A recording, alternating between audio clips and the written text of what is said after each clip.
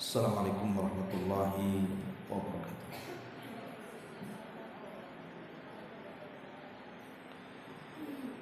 Alhamdulillah wassalatu wassalamu ala Rasulillah wa ala alihi wa sahbihi wa mawalah wa la hawla wa la quwwata illa billahi wa ba'd. Terlanjutkan kembali kajian kita, masih membahas kitab Umdatul Ahkam, dan kita masuk pada hadis yang ke-10, masih dalam bab taharah. An Aisyah radhiyallahu anha qalat,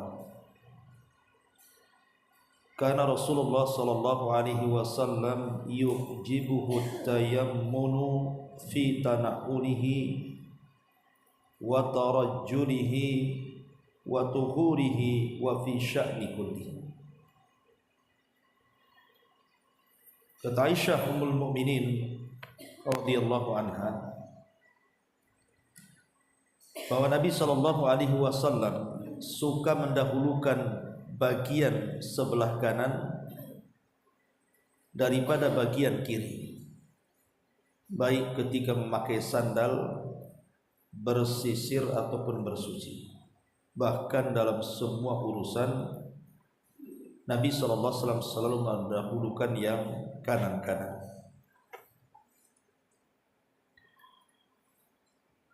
Ma'asyiral muslimat yang dimuliakan Allah Subhanahu wa taala, hadis ini ada beberapa faedah yang bisa kita petik. Apa saja? Pertama,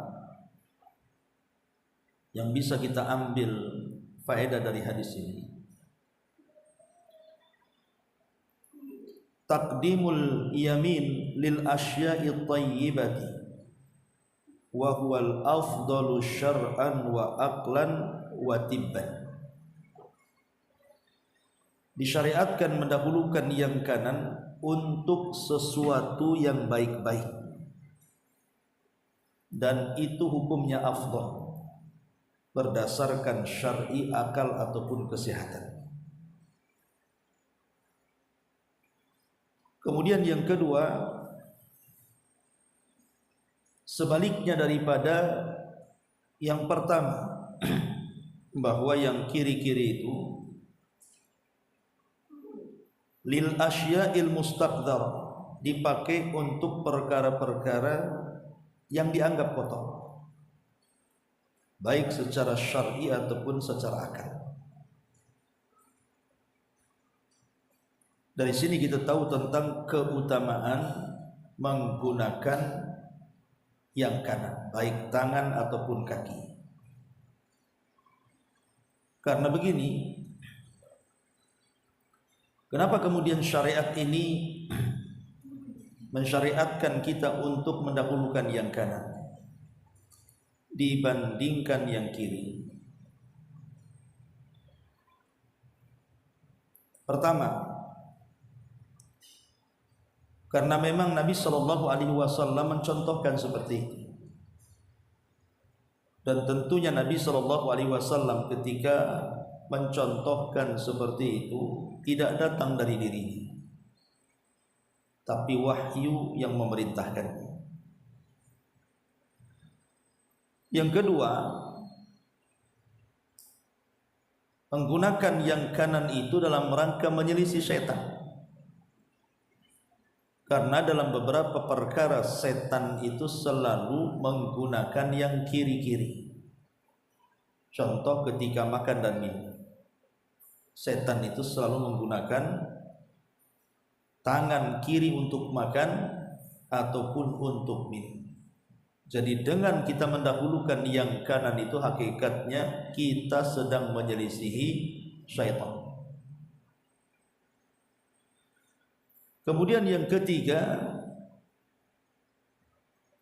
dari sini kita tahu bahwa tangan kanan itu lebih mulia,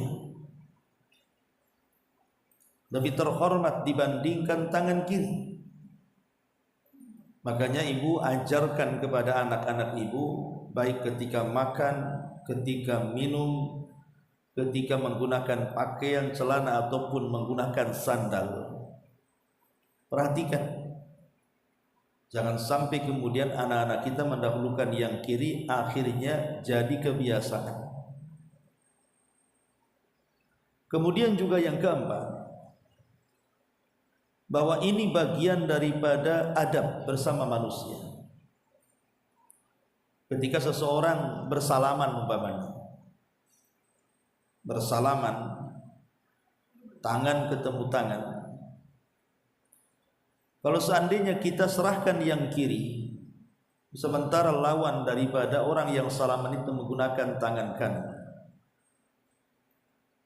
tentu tidak ketemu juga kan, yang satu ngadap sana, yang satu ngadap sini kan. Yang kedua memang tangan kiri untuk kotoran, sehingga qillatul adab, jadi sedikit adabnya jadinya. Jadi menggunakan yang kanan itu bagian daripada adab bermuamalah dengan manusia. Lebih daripada itu, menggunakan yang kanan ini karena tafaul.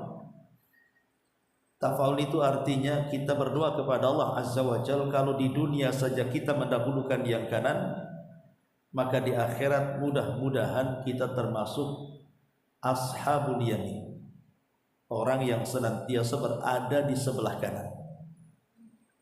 Karena orang yang berada di sebelah kanan nanti pada hari kiamat itu adalah orang-orang yang diselamatkan Allah. Tapi sebaliknya, orang-orang yang ada di sebelah kiri justru mereka adalah orang-orang yang digiring ke neraka. Jadi dari dunia saja kita sudah diarahkan ke yang kanan. Karena di akhirat ashabul yamin, mereka adalah orang-orang yang selamat dari api neraka dan masuk ke dalam surga. Jadi itu kenapa kemudian alasan-alasan kita mendahulukan yang kanan itu, karena alasan-alasan seperti ini. Apalagi sekali lagi bahwa sunnah Nabi SAW, baik dari ucapan beliau ataupun perbuatan beliau, itu selalu menggunakan yang sebelah kanan, baik tangan ataupun kaki. Kemudian juga diantara faedahnya hadis ini, bahwa kalau kita cermati hadis ini mengajarkan kepada kita untuk perbaikan manusia, untuk penjagaan manusia, supaya manusia itu terhindar dari bahaya dan madharat. Umpamanya orang makan dengan tangan kiri, sementara dia cebok dengan tangan kiri, berarti secara kesehatan membahayakan. Karena boleh jadi ketika dia mungkin cebok kurang bersih, ada kotoran atau najis, kemudian menempel di tangan, kemudian kita gunakan makan. Ataupun umpamanya memasukkan sesuatu, pakai celana ataupun pakai sandal dan begitu seterusnya. Terkadang kalau menggunakan kaki kiri itu, karena tidak terbiasa, bisa saja kemudian dia jatuh, kepleset atau apa gitu kan. Intinya bahwa syariat ini mengajarkan keselamatan dan kebersihan. Makanya kalau kita lihat banyak sekali hadis-hadis Nabi SAW, bukan hanya perkara makan dan minum, tapi hampir seluruhnya dalam kehidupan Nabi SAW, kecuali yang dikecualikan, menggunakan yang kiri. Umumnya Nabi SAW menggunakan yang kanan-kanan. Bahkan kalau seandainya ada perkara yang tidak ada dalilnya, apakah harus kiri atau kanan, tetap kita kembali kepada hukum asal menggunakan yang kanan. Begitu kata para ulama, karena kondisi tentang masalah mendahulukan kanan dan kiri terbagi menjadi 3 kondisi ya. Pertama, sesuatu yang sifatnya mulia, sesuatu yang sifatnya baik, indah, maka mendahulukan yang kanan lebih baik dibandingkan yang kiri. Contoh seperti makan, minum, pakaian, wudu, mandi, pakai sandal, bersisir dan begitu seterusnya. Maka ini kan sifatnya mulia, maka dahulukan yang kanan dibandingkan yang kiri. Tapi sebaliknya sesuatu yang buruk, umpamanya seseorang itu buang hajat kecil, buang hajat besar, atau membuang sesuatu dengan tangan kita yang sifatnya kotor gitu ya, maka tentu menggunakan yang kiri jauh lebih baik lagi. Ya, masuk kamar mandi, keluar masjid, melepas sandal, dan begitu seterusnya. Tapi kalau tidak ada suruhan apakah yang kanan atau yang kiri, maka kondisi yang ketiga kembali kepada hukum asal, bahwa yang kanan itu jauh lebih baik dibandingkan yang kiri. Taib, masyarul muslimat yang dimuliakan Allah Subhanahu wa taala. Di sini Nabi sallallahu alaihi wasallam dijelaskan di antara perbuatannya oleh Ummuna Aisyah radhiyallahu anha, yu'jibuhu at-tayammum. Beliau suka dengan yang kanan. Pertama, fi tana'ulihi, ketika beliau menggunakan sandal. Jadi ketika menggunakan sandal, Nabi SAW suka dengan mendahulukan kaki kanan sebelum kiri. Tapi kalau melepasnya terbalik, kaki kiri dulu baru kanan. Maksud saya ini memakainya. Bicara soal memakai sandal, tentu memakai sandal juga dalam Islam itu diatur. Itu menunjukkan kesempurnaan Islam, bahwa Islam itu bukan hanya mengatur perkara-perkara ibadah saja. Tidak, bahkan sampai kepada adab bersandal itu dalam Islam itu ada. Dan ini tidak pernah diajarkan di luar ajaran Islam. Menunjukkan sempurnanya Islam. Bahwa semua diatur, sampai ke sandal, urusan sandal pun diatur dalam Islam. Pertama, tentu at-tayammun fi na'li, menggunakan kaki kanan dalam bersandal ini sesuatu yang disyariatkan berdasarkan hadis Aisyah yang kita baca. Kemudian juga melepaskan dengan kaki kiri ketika seseorang hendak melepaskan sandal. Ini bagian adab juga. Kemudian yang ketiga, duduk ketika menggunakan sandal. Karena sandal di zaman itu, di zaman Nabi itu kan modelnya sepatu diikat gitu kan, sehingga harus duduk. Kalau berdiri agak sulit, bisa membahayakan gitu. Tapi sekarang kan alhamdulillah sandal mudah gitu ya, walaupun sambil berdiri pun kita bisa menggunakan sandal. Kalau kan pakai khuf, ya pakai khuf namanya, agak sulit kecuali dengan duduk. Kemudian juga yang keempat, dilarang, tidak boleh seseorang itu menggunakan satu sandal ketika berjalan. Tak boleh. Kata Nabi SAW, la yamshi ahadukum fi na'lin wahidatin. Tidak boleh seseorang itu berjalan dengan satu sandal, imma lepas dua-duanya atau pakai dua-duanya, kata Rasul. Umpamanya nih ibu ke pasar, Allah takdirkan lepas pula talinya yang salah satunya, maka ibu jangan menjinjing satu sandal, yang satunya pula dipakai. Atau ketemu kresek di jalan, diganti sandalnya dengan kresek yang satu kakinya. Tidak boleh lepas dua-duanya, karena ini larangan. Ya, tidak boleh menggunakan satu sandal itu. Dan kalau ibu pakai satu sandal kemana-mana pun dibilang orang gila. Coba aja pakai satu sandal kemana-mana, orang bilang kenapa orang itu jibat. Jadi Islam itu juga menjaga penampilan kita. Kalau mau pakai sandal pakai dua-duanya, kalau mau melepas lepaskan dua-duanya.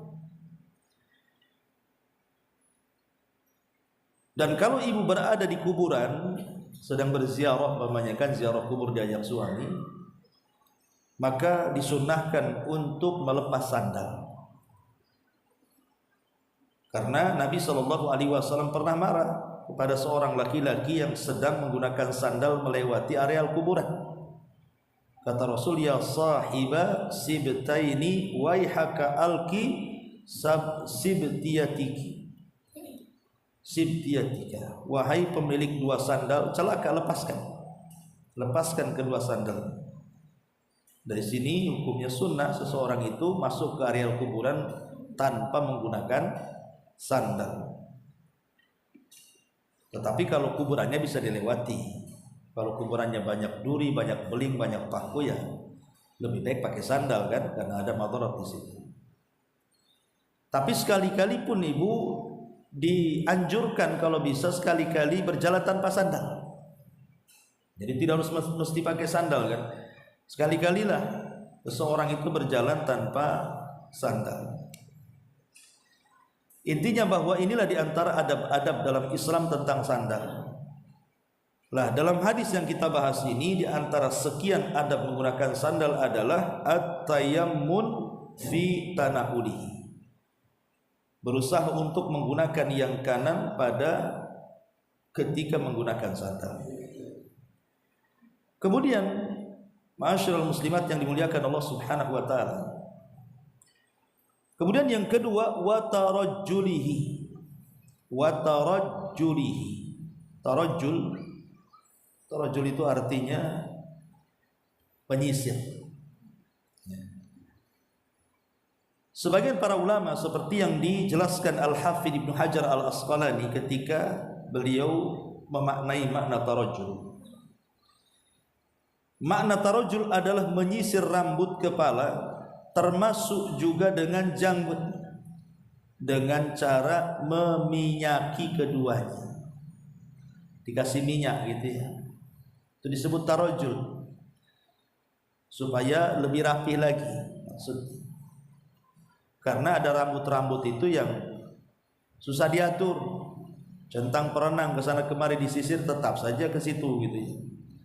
Lah supaya rapi, maka ditarajjul maksudnya dikasih minyak kemudian disisir, baik rambut laki-laki atau perempuan ataupun janggut bagi laki-laki. Lah Syekh Utsaimin rahimahullahu taala juga memberikan makna tarajjul adalah memberikan minyak kepada rambut kemudian menyisir dan merapihkannya. Itu makna tarajjul.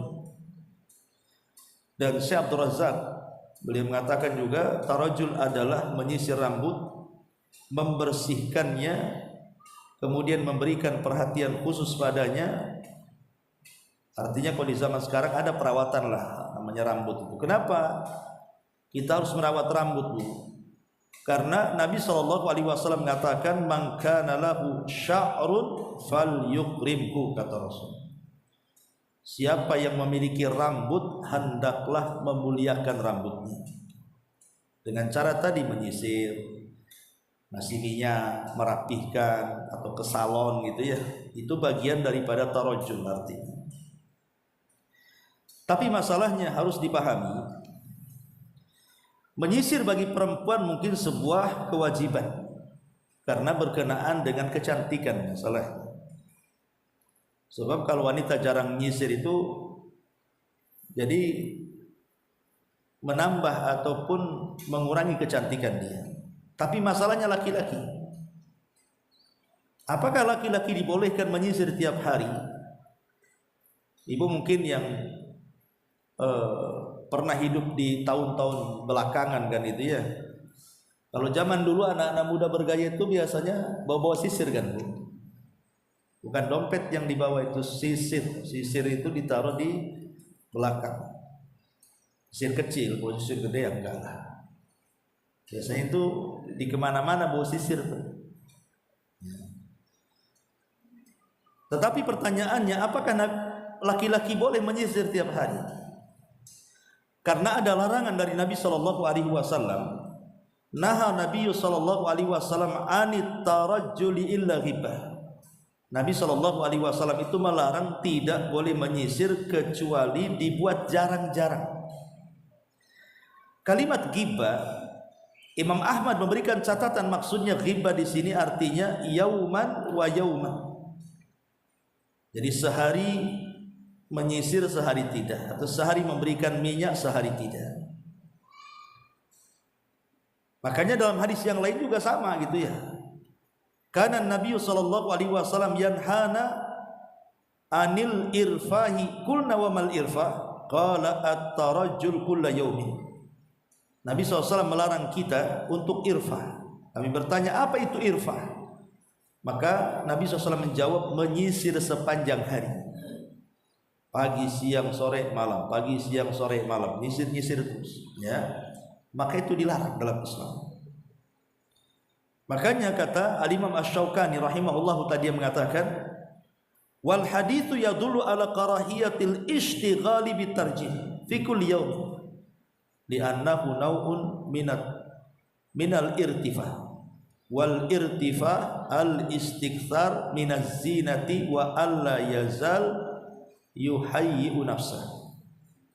Kata Syaukani rahimahullahu taala, hadis ini menunjukkan makruhnya menyibukkan diri dengan menyisir bagi laki-laki ya. Maksudnya sepanjang hari ya. Karena ini termasuk irfah. Termasuk irfah itu bergaya-gaya, bermegah-megah gitu ya. Kemudian kata beliau, dan irfah sendiri maksudnya adalah terlalu banyak berhias. Dan itu kan perbuatan perempuan, banyak berhias itu. Bukan laki-laki yang harus depan cermin terus kan gitu ya. Itu pekerjaan perempuan, berhias itu. Bukan pekerjaan laki-laki. Makanya kemudian kenapa menyisir bagi laki-laki terus-menerus itu dilarang. Jadi kalau ibu melihat suaminya acak-acakan rambutnya ya memang begitulah sifat laki-laki. Ya seribu aneh kalau punya suami kok tiap hari pagi siang sore nyisir terus. Ada apa ini? Nyisir terus itu. Karena itu tugasnya perempuan. Tukang sisir itu biar nampak cantik rapi gitu. Kok laki-laki?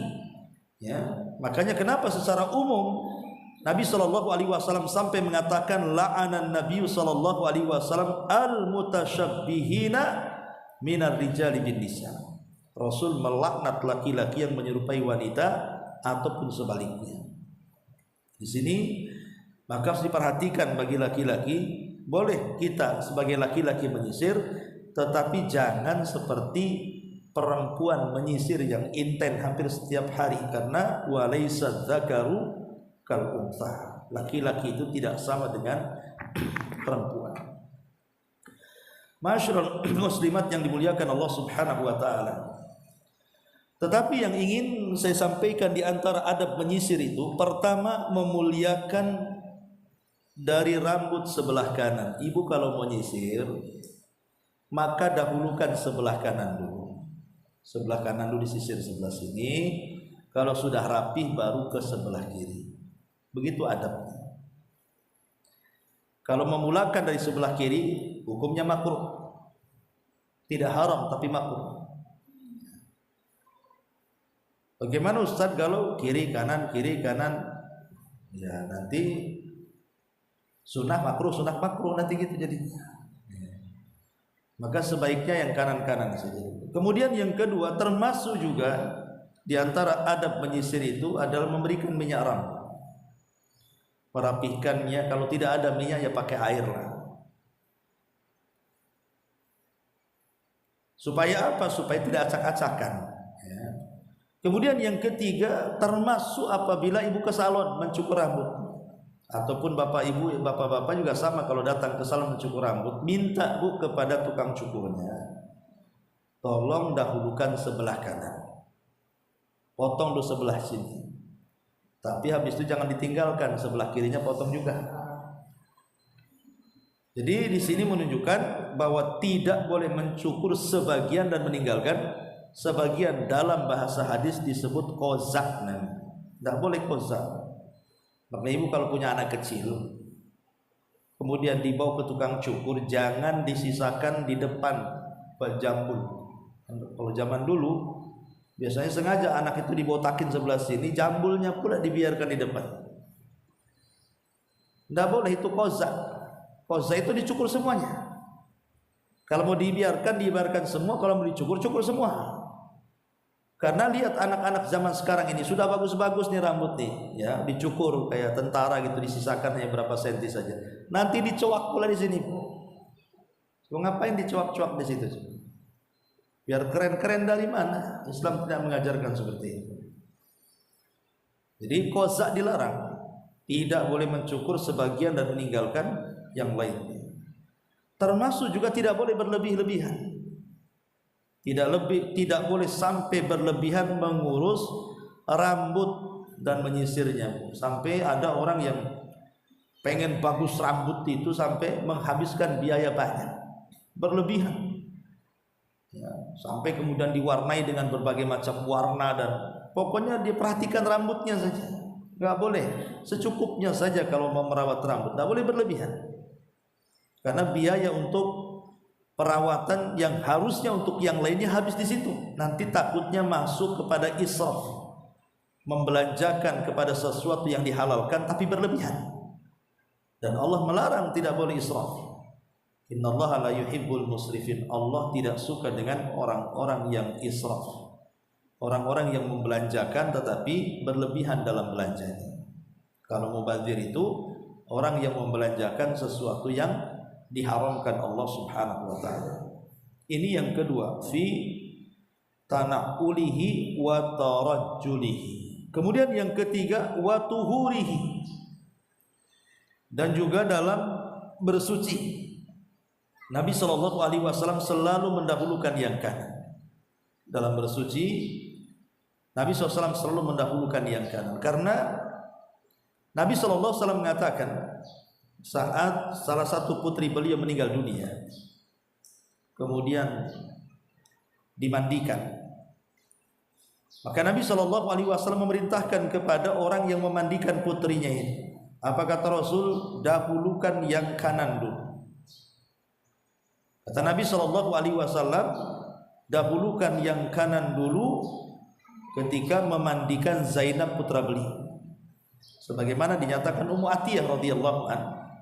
Anna Nabiy sallallahu alaihi wasallam qala lahunna fi ghasli ibnatihi Zainab ibda'na biyaminiha wa mawadi'al wudu'i minha muttafaqun alaih.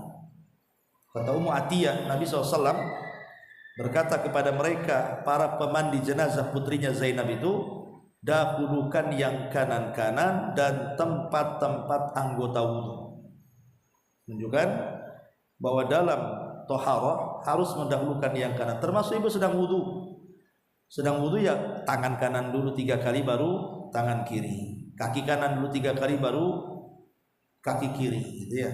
Termasuk ketika mandi jinabah juga sama, kita membasuh sebelah kanan dulu baru sebelah kiri. Termasuk memandikan jenazah juga sama ya. Jadi pada setiap toharoh maka disunnahkan yang kanan-kanan. Bahkan lebih daripada itu, di ujung hadis Nabi mengatakan apa? Wa fi sya'ni kullihi. Wa fi sya'ni kullihi, maksudnya pada seluruh urusan. Pada seluruh urusan yang tidak ada dalilnya, maka mendahulukan yang kanan itu hukum asal. Mendahulukan yang kanan itu hukum asal. Lah dari hadis ini kita tahu bahwa di antara kesempurnaan nikmat yang Allah Subhanahu wa taala berikan kepada kita adalah kesempurnaan agama yang mengatur sampai kepada urusan sandal, urusan menyisir, urusan sesuci, sampai kepada semua urusan. Ya, diatur dalam Islam itu salah satunya mendahulukan yang kanan-kanan, kecuali memang ada dalilnya seseorang itu mendahulukan yang kiri. Memang ada dalilnya, seperti masuk kamar mandi, ya memang ada dalilnya. Keluar dari masjid, melepas sandal, ketika cebok, istinja dan lain sebagainya. Berarti kalau ada perintahnya memang harus mendahulukan yang kiri, ya tentu melaksanakan perintah lebih baik. Karena memang sudah ada porsinya, mana yang kanan dan mana yang kiri. Bahkan Syekh Ibnu Utsaimin rahimahullahu taala sampai mengatakan wujubul akli bil yamin wa wujubus syurbi bil yamin wa annal akla bis shimali awis syurba bis shimali haram. Wajib mendahulukan yang kanan pada makan dan minum, sebab kalau makan dan minum menggunakan tangan kiri bukan makruh lagi, haram. Sampai diharamkan kata beliau. Tetapi kecuali yang mungkin tangannya patah, tangannya baru jatuh, tidak bisa menggunakan yang kanan, maka dalam kondisi darurat seperti ini ya mau tidak mau harus tangan kiri kan itu. Kalau tidak ada yang menyuapi. Tapi hukum asal yang kanan baik pada masalah yang lainnya itu sangat dianjurkan di dalam Islam karena hikmahnya tadi sudah saya katakan, dalam rangka menyelisih setan, dalam rangka tafaul supaya di akhirat menjadi ashabul yamin, kemudian dalam rangka memuliakan yang kanan, dan dalam rangka bagian daripada adab ya, adab kita sesama manusia mendahulukan yang kanan-kanan. Ini diantara penjelasan singkat dari hadis Aisyah Ummul Mukminin radhiyallahu taala anha. Taib. Sekarang kita akan memetik beberapa faedah. Satu, dalam hadis ini dari rangkuman semua yang sudah saya jelaskan tadi, satu, bahwa dalam hadis ini dalilun ala istihbabi al bada'ati birrijlil yumna fil lubsin na'li wa ghairihi. Dalil hadis ini menjadi dalil tentang sunnahnya mendahulukan kaki kanan, karena kan hadis ini dimulai dari memakai sandal ya. Hadis ini dalil disunahkan yang memulai dengan kaki yang kanan ketika menggunakan sandal. Lah begitu juga yang semisal dengan sandal, seperti ibu menggunakan kaos tangan atau kaos kaki. Nah, sama pakai kaos kaki pun kaki kanan dulu baru kaki kiri, ataupun menggunakan kaos tangan maka yang kanan dulu baru yang kiri. Kemudian yang kedua, dalilun ala istihbabi al-bada'ati bil janibil ayman minar ra'si inda tasrihihi wa duhnihi wa rubbama yuqal mithluhu fi tamshiti lihyati. Hadis ini juga dalil disunahkan memulai dari samping sebelah kanan kepala saat mencukurnya atau saat memberikan minyak kepada rambutnya atau saat merapihkan janggutnya bagi laki-laki. Kemudian yang ketiga, hadis ini juga dalilun ala istihbabi al-bada'ati bil yamin fil wudu'i wal ghusli. Hadis ini juga menunjukkan tentang sunnah hukumnya mendahulukan yang kanan baik dalam berwudu ataupun dalam mandi besar. Dan itu berdasarkan ijma, kesepakatan para ulama.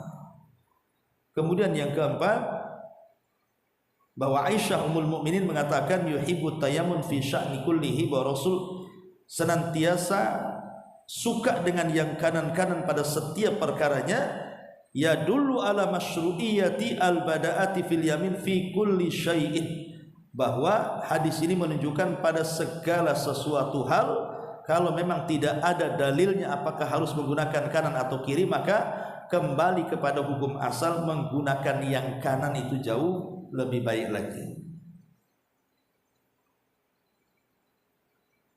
Ini diantara faedah-faedah rangkuman dari apa yang sudah saya jelaskan. Tohib, sampai di sini satu hadis saja. Silakan kalau ada yang mau bertanya.